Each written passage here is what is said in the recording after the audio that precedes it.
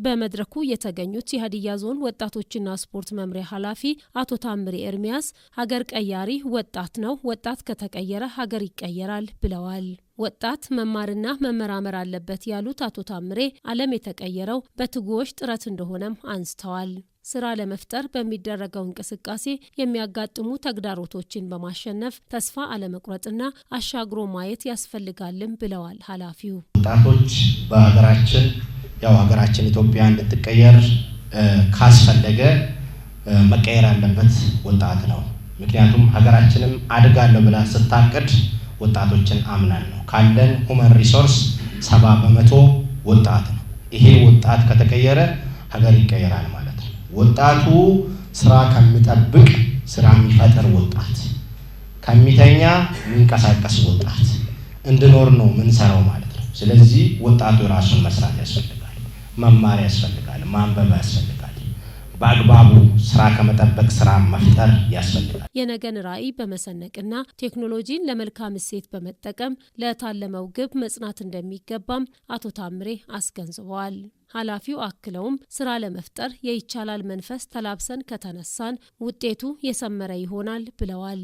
በማዕከላዊ ኢትዮጵያ ክልል መተባበር ድህነት ቅነሳ በተሰኘ መንግስታዊ ያልሆነ ድርጅት የፕሮግራም አስተባባሪ አቶ ደምሴ ሎብዱኖ እንደተናገሩት ስልጠናው የተዘጋጀበት ዋና ዓላማ ወደ ተለያዩ ሀገራት በስደት እየኮበለለ ያለው ወጣት በሀገሩ ሰርቶ መለወጥ እንደሚቻል ተገንዝቦ አቅሙን እንዲያጎለብት የሚያግዝ ነው ብለዋል። ድርጅቱ በማዕከላዊ ኢትዮጵያ ክልል በተለያዩ አካባቢዎች ከ3000 ለሚበልጡ ወጣቶች በስራ ፈጠራ ዙሪያ የክህሎትና የአቅም ግንባታ ስልጠና ሲሰጥ መቆየቱን ያስታወሱት አስተባባሪው በዕለቱም ከሀዲያ ዞን ከሌሞ ወረዳና ከውሳና ከተማ አስተዳደር ለተወጣጡ ለ250 ወጣቶች ስልጠናና ተምሳሌት የሆኑ ወጣቶችን ተሞክሮ ማሳያ እንደተደረገም አስረድተዋል። ስልጠናው የተመለመለው ከሆሳና ከተማ 150 ወጣቶችንና የከሌሞ ወረዳ ከዙሪያ ወረዳ 100 ወጣቶችን በድምሩ 250 ወጣቶች የማህበረሰብ ምክክር መድረክ ለአንድ ቀንና ከዛው ውስጥ የተወጣጡ ለወጣቶች አርአያ የሚሆኑ 3 ኦሮል ሞዴል የሚሆኑ ማሳያ የሆኑ 3 ወጣቶችን ፕሮግራም የምናደርግበት ፕሮግራም ነው ያካሄድናል ነው።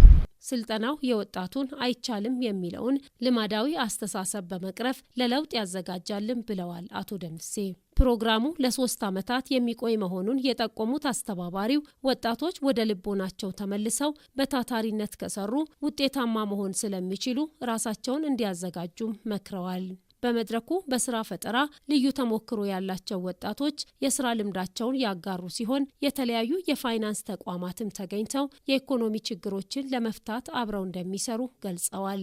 የስልጠና ተሳታፊ ወጣቶችም ያገኙትን ግንዛቤ ወደ ተግባር በመለወጥ የድርሻቸውን እንደሚወጡ ተናግረዋል። በመጨረሻም በስራቸው ትጉህና ታታሪ በመሆን ለሌሎች አርአያ ለሆኑ ወጣቶች የዋንጫ ሽልማት ተበርክቶላቸዋል።